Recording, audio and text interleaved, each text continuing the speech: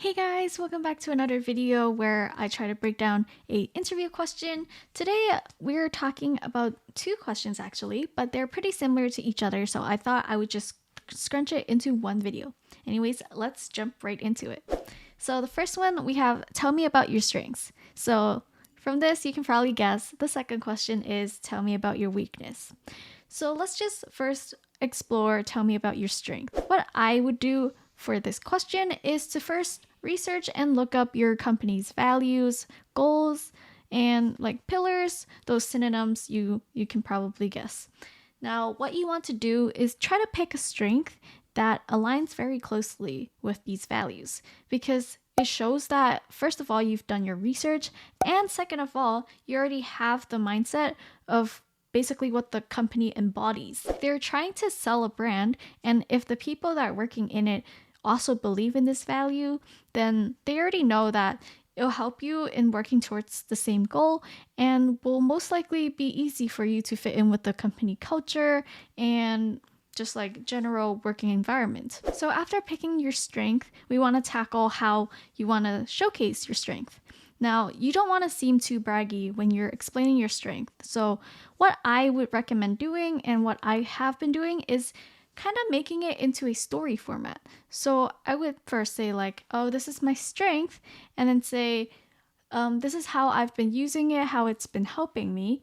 And maybe there's a situation where the strength has helped me in accomplishing a goal, helping a team, or just like working on a project. Now, again, you don't want to seem that you're just saying it, so you want to give concrete examples of how this has helped it, maybe some like statistical results depending on what you've worked on, because then it will make the employer or the hiring manager believe that you actually did this and it's not just like all talk and no action. Now, using the story format, we can actually break it down to smaller steps and basically using words show the hiring manager that you can take action for the strength and it is not just all talk. You know how to accomplish this, how this has helped the team, and how it has a positive impact. Now, something I like to do other than just saying the story is to include how I'm integrating it into my everyday life, because this shows the hiring manager that this is your character. It's not something that you just randomly picked out just to say in this interview, and you are still developing on the strength other than identifying it. So that is all for this question of tell me about your strengths. Now let's move on to tell me about your weakness. This question honestly is very scary to answer because you're basically putting yourself in a bad light even though you want to seem good to the hiring manager.